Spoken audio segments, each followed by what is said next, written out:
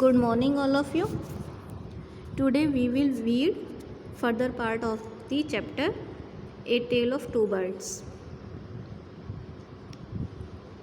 Welcome, sir, he said to the king. Please come inside and make yourself at home. You look tired. Rest for a while. Then you can share my food. जो पहला पक्षी था उसने कहा था, आओ जल्दी राजा को लूटो, कहीं ये चला ना जाए, इसकी ज्वेलरी ले लो, गहने ले लो।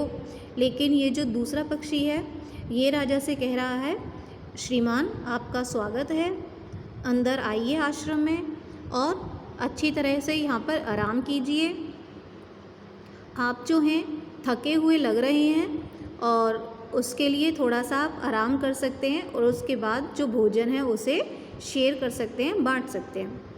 जो पहला पक्षी था उसने लूटने की बात की थी क्योंकि वो रॉबर्ट्स के साथ रहता था, उन लोगों की बातें सुनता था और उसी की नकल निकालता था। लेकिन यहाँ पर जो ये पक्षी था, दूसरा पक्षी जो पहले पक्षी का भाई था, ये एक ऋषि के आश्रम में था। तो ऋषि जैसे अन्य लोगों का वेलकम किया करते थे, उसी तरह से वेलकम करना, आदर सत्कार करना इस पक्षी ने भी सीख लिया था। The king told the Rishi the story of the two birds and how each had behaved so differently. Though they looked so alike, the forest is full of surprise, he said. राजा ने ऋषि को पूरा वाक़या बताया कि किस तरह से इस जंगल में वो दो पक्षियों से मिला है। दोनों दिखने में तो बिल्कुल सेम थे, लेकिन दोनों ही बिहेव उनका डिफरेंट था, अलग अलग प्रकार से व्यवहार कर रहे थे। और राजा को लगा जंगल जो है आश्चर्य से भरा है, उसने कुछ अजीब चीज़ देखी है। The holy man smiled and said, after all one is known by the company one keeps.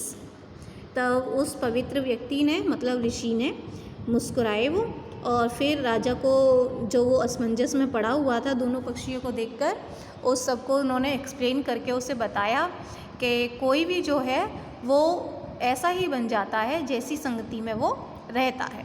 जो पहला वाला पक्षी था वो रॉबर्ट्स की संगति में रहता था, तो रॉबर्ट्स जो हैं आओ लूटो मारो काटो यही सब बोलते हैं, वही सब उसने बोलना शुरू कर दिया।